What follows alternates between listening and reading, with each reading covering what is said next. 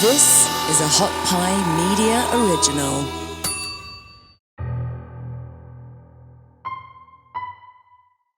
Hot Pie Media. Stupid dumb beat made by G Bro.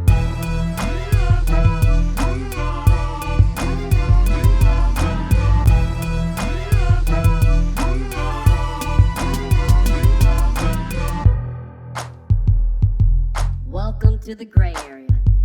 Here's your host, Aaron Cheatham. What up, guys? Welcome to the Gray Area Podcast. I am your host, Aaron Cheatham, and the place to be. Man, it is a special week, special short episode of the podcast this week. This week marks the return of football. I don't know about you guys, but I am pumped. It is football season. It is football time. And this week, I'm giving my football predictions. This is the NFL predictions for this year. Before we get into that, though, I do have something for you guys. Now, I've been talking about this. We were supposed to do it when we hit 500 on the Hot Pie page, which it did hit. We did hit 500 on the Hot Pie page. Now we got our own page, the Gray Area page on Hot Pie Media's YouTube account. And in celebration, in honor of that, we have the new Selena Cup, as promised, being unwrapped and unveiled right here. Hold on, let me get this wrapper. You know, they put this plastic on really tight. All right, don't mind me. Hold on, finna. Yeah, there we go. Yeah, nothing professional about that, and definitely nothing sexy about me chewing on some plastic. But here we go. We are unwrapping the new Selena Cup. Bam, fresh from South Texas. Take a look at that. Look at this. This is beautiful. Look at that. Right there. This is the Selena 25-year anniversary cup. Boom. New cup unveiled right here for you guys on the Gray Area Podcast. I'm going to go ahead and put some water in it. Shout out to my special co-host, Silent Ken, a.k.a. KC in the place to be. No, you don't do anything. All right. Put some water in here. And while I'm doing this, I want to give a shout out real quick. This is something I was supposed to do a couple weeks ago, but life has been crazy and it got away from me. But I do want to give a shout out here in the Austin comedy scene. We lost a great friend a couple weeks ago, Chris Seeley. We lost him to COVID, I think 2 weeks ago now. And damn it, that one hurt. That one hurt a lot. So condolences to the Seeley family, to his girlfriend, the kids, everybody that was close to him. Chris was a good person in the scene. He was a great friend. Anybody that was trying to do this comedy thing, Chris was an ally to all of us. He gave us a stage up at Anderson Mill Pub where you could work out stuff. I mean, if you were aspiring to be a headliner, Chris was the guy to talk to. He'd give you 30, 40 minutes on stage in front of a real audience. Sometimes the audience wasn't great. Sometimes you had to work your ass off for that room. And other times it was magic. Either way, though, Chris believed in us. He believed in the scene. He believed in comedy. I've been on the road with Chris. He's a great dude, man. And he'd give anybody a chance. And it sucks that he's gone. It really sucks that Chris is gone, man. So let me just say personally, Chris, you were like a brother, man. I loved you. You were a great dude, a great friend. You were there for anybody that needed it. You were always there, man. And I'm sorry to see you gone. And anybody that's struggling with the loss of anybody, man, there's resources out there for you. There's plenty of places that you can get counseling, talk to somebody, or just, hit up a friend. In fact, you guys hit up a friend just to make sure they're okay. Because we've all lost a little bit in the past 18 months. And Chris, we'll think about you, man. And I'm so glad to see that Castro and Hudak are going to be keeping the shows going over at Anderson Mill Pub. But thoughts and prayers go to Chris Seeley's family, man. Real talk. And now to go from that note to, you know what else, G? I didn't mention last week. I was talking about my frustration with the traffic here in Austin. One thing I forgot to mention are these assholes that that come to a complete stop to take a right turn. For what? For what? Take the turn. Take the turn. Why are you coming to why do I have to slam on my brakes so that you could turn into a Randall's parking lot? Just turn. Just turn. Turn. I hate that. I hate people that come to a complete stop. Like I said, I never had road rage before the pandemic, and now everything irritates me to the umpteenth degree, including you people that go, like in driving class and driver's ed, they tell you it's safe to take a turn between 15 to 20 miles an hour. You don't have to go to 2 miles. You don't have to come to a complete stop to turn into a freaking street or a parking. You don't have to. And if you do, you're the worst. Absolutely the worst. But we're here to talk NFL this week. Really hard segue. That's a really hard segue from the passing of a good friend to this. But we're gonna try to work it out. It's football time. It's football season. NFL is starting. The first game of the week, first game of the year, we got Cowboys versus Buccaneers. That's a loss for the Cowboys. You can hang that L up right now. But I do this every year, man. Going all the way back to the days at the Black and Tan podcast. Every year we gave out our football predictions, and this year is no different. So I think we're gonna have a great year. A lot of storylines to keep up with this year. A ton of storylines, but we're not gonna go through all those right now. There's another show for that, and I'm sure I'll touch on them as we go through the season. But I'm gonna give you my predictions right now. It's September 3rd, Friday, September 3rd. As of right now, these are my predictions for the NFL season. We're gonna start with the AFC. AFC, I got AFC West. I got the Chiefs taking the West. I think the Chargers are gonna be interesting, but ain't nobody out west taking Patrick Mahomes' place. The Chiefs are at the top.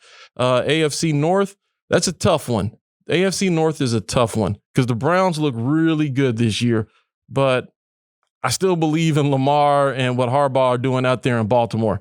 So I'm going to go, this is going to be controversial. I'm going to go with the Ravens taking the AFC North, okay? I got the Ravens taking the North, but it's going to be close. I think it'll come down to the head-to-head between the Browns, and I think that the Ravens will take the head-to-head against the Browns, giving them the edge in the division. AFC South, that's a shit show. So we're going to go with the Colts because nobody else in the South, I think, has a real team. Tennessee looks all right. They got Derrick Henry. They can run. But do you really trust Tannehill to take them to the AFC South title? Nah. Carson Wentz and them boys up in Indianapolis, I think they got a good squad. They got a solid defense, good running game. And if Carson Wentz's head is in the game, he's a far better quarterback than Tannehill or anybody in the South. Trevor Lawrence will be interesting, but he's a rookie. Urban Meyer's a rookie coach. They don't have a squad. They don't have a squad. And Houston, we're not even going to talk about Houston. Over in the AFC East, the Bills. That's easy. Bills got it this year. Josh Allen's on the come up. But watch the Patriots. Watch out for the Patriots and watch out for the Dolphins. I think that's where it's really going to get tricky. Who's going to come in second in the AFC East? The Dolphins look good, but I don't know that they completely believe in Tua. So, and their running game, questionable. They upgraded a little bit, but questionable. I think they got Malcolm Brown. I don't know if that's going to be enough. But they do got receivers. Devontae Parker is a beast. He's like probably one of the hidden gems in the league. He's a great receiver, but I got the Bills taking the East. So that gives us who we got: the Chiefs, the Ravens, the Bills, and the Colts. And then we have 3 wild card spots. I'm going to go with, for the wild cards in the AFC, the Browns for sure. The Browns for sure are a wild card. Oh no, I got my list right here. Hold on. I got the Browns, and believe it or not, I got the Patriots. I got the Patriots taking a wild card in the AFC. And then it's between the Chargers and the Dolphins for that last AFC wild card spot. I'm gonna go Chargers. I'm gonna go with Justin Herbert. I'm gonna go with him. I think that boy's bad. And to be honest with you, I think the AFC East is gonna kind of cannibalize each other to the point where it's gonna be between the Dolphins and the Patriots getting into the playoffs at that wild card. But I'm gonna go with Bill Belichick because last year they had like 8 people sit out because of COVID. So that was a knock against them, which made it like, Cam got COVID, so he was out of commission for part of the year. This year they got their full regiment back. Mac Jones, Mac Jones, Mac and Cheese. He's kind of a Belichick quarterback, man. He's what Bill looks for. So I think I'd watch. They had a bad year last year, but I believe they're going to bounce back. That defense is going to be stout. The weapons are still so-so, but I mean, their running game is going to be tight. They're not asking Mac Jones to go out there and throw for 400 yards a game. Watch them. Watch the Patriots come back this year. I got in the AFC championships. Those are let me run through the teams for the playoffs. I got the Chiefs, the Bills, the Colts, the Ravens, the Browns, the Patriots, and the Chargers. Those are my AFC teams. I got the Bills and the Browns in the AFC championship game, and I got the Bills going to the Super Bowl. On the NFC side, I got the Buccaneers taking the South. Buccaneers taking the NFC South. Tom Brady and the boys, they brought the whole squad back. So they're prepared to run it back. This year they had an offseason. They had OTAs. They had all that stuff. And Tom Brady's the greatest football player of all time. If you don't believe that, then go F yourself. I got the Packers in the North. It's not like they have any competition out there. Packers are going to take the NFC North. The Vikings will be solid, but I mean, The NFC North will be more interesting this year, but still, there's no competition for the Packers out there. The NFC West, where my 49ers are, this is probably the toughest division in all of football to call. Real talk, probably the toughest division because you got the Seahawks, you got the Niners, you got the Rams with Matthew Stafford, then you got Kyler Murray down there in Arizona. Nobody believes they're gonna do anything this year, but they're not an easy out. They're gonna make you work. All right, that's what they do. The Cardinals are gonna make you work with Kyler Murphy, but with those top three teams, the only reason the Niners weren't that good last year is because they got decimated by injuries. The whole squad was hurt last year. Everybody's back now. Everybody's back. They got Trey Lance, Garoppolo. I think Garoppolo will be the starter until he's not. Which means until he goes Garoppolo and either gets injured or he just doesn't produce. So at least through week 5, Garoppolo is your starter. So I'm going to go ahead and I'm going to step out on a limb here and I'm going to say the 49ers take the West. For me, it's a toss-up between them and the Seahawks, but the Seahawks offense is too reliant on Russell Wilson. Right? It goes as he goes. So they got DK Metcalf. He's a baller. But that offensive line has been shaky. Russell's been running for his life forever. I'm going with the Niners. I've been on the fence about this. I'm going to go ahead and say it. Niners are going to take the NFC West. Even though the Rams are much improved, I'm going with the Niners taking the NFC West. And then the NFC East is the hardest to call because everybody sucks in the NFC East. And yes, I know you Cowboys fans might feel some type of way, but you suck. All right. You suck. You guys have been 8-8 religiously for the past 5 years. The Cowboys suck. All right. You got a couple of seasons where, the Cowboys having a winning record is the anomaly. All right. Them actually making the playoffs is an anomaly. Last year, the Washington football team, when are they going to rename that team, by the way? Like, did they just forget they were supposed to do that? You can't keep going by the football team.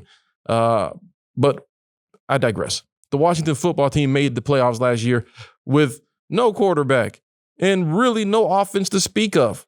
And they made the playoffs. They won the NFC East last year with no offense. That defense is so damn good, though, that not only did they make the playoffs, but they gave Tom Brady and the Bucs a hell of a scare with Heineke playing quarterback. I thought that was a drink I thought they were talking about ordering drinks and shit, but that's actually that dude's name. I had never heard of him before they almost beat the Buccaneers. And I'm like, yo, who is this kid, Heineken, out here balling out? I'm going to take Dallas, though. I think this is the year of the anomaly. All right? I got Dallas because if Dak is healthy, they have the most weapons on offense. And it's just a matter of their defense playing good enough so that they can eke out a couple of wins. They're going to have a lot of close games because their defense is better, but it's the Cowboys, man. It's the Cowboys. You can't just go and be like, anybody putting money on the Cowboys has money to waste. All right. Nobody that needs a win is betting on the Cowboys. But I'm going to give it to them. I think they got the most talent in the division this year. It's going to be close. It's going to be closer than people think, but I got the Cowboys eking out the NFC East title. So that gives us the Buccaneers, the Packers, the Niners, and the Cowboys winning their divisions. The three wild card teams, two of them are coming from that NFC West I was just talking about. I think we're going to get three teams from the NFC West regardless, whether the Niners win the division or not. They're going to be in the playoffs along with the Seahawks and the Rams. Also going to be wild card teams. And then I got the Redskins taking that last wild card spot. So in the NFC side of the coin, that gives us the Bucks, Packs, Niners, Cowboys, Seahawks, Rams, and the Washington football team in the playoffs. NFC Championship, I got the Buccaneers versus the Seahawks. And I got the Seahawks beating the Bucks and going to the Super Bowl, which gives us Seahawks and Bills in the Super Bowl. I'm going Seahawks. The Bills, they made it 4 years in a row in the 90s. Lost all 4 times. Let's make it 0 for 5 this year. Seahawks will be our Super Bowl champions. Russell Wilson will raise his stock and he'll start being in that conversation for the best of all time. He's not. I mean, actually, we all know who the best of all time is. But now you can put him in that echelon with Aaron Rodgers and whoever else you want to put on that rung below Tom Brady. That will secure Russell Wilson's spot as one of the top 3 quarterbacks in the game, undeniably, unquestionably. There we go. That's it. Gray area predictions for the NFL season this year. Write it down, book it, mark it down. If you don't think that I'm right, go ahead and leave a comment. While you're at it, like, subscribe, and share this with everybody. All right, let's get more people, man. We can put more content out there. Thank you guys for everybody that's been a part of this ride. We got a lot of stuff coming your way. We're going to be pushing the envelope a little bit, just like Russell Wilson and the Seahawks. God damn it. Here we go. Go Hawks, go. Ugh, that felt so terrible to say. Ew. I need to get a drink out of my Selena cup because that made my mouth feel some type of way. Thank you guys. Until next week, I am Aaron Cheatham. That was our NFL predictions for this year. Thanks for liking and all that good stuff. Until next time, here's Mudding Guys. Peace. Thanks for listening. You can find more episodes and all of our other Hot Pie Media originals baked fresh daily at our home online at hotpiemedia.com, the Hot Pie Media YouTube channel, or wherever you listen to podcasts.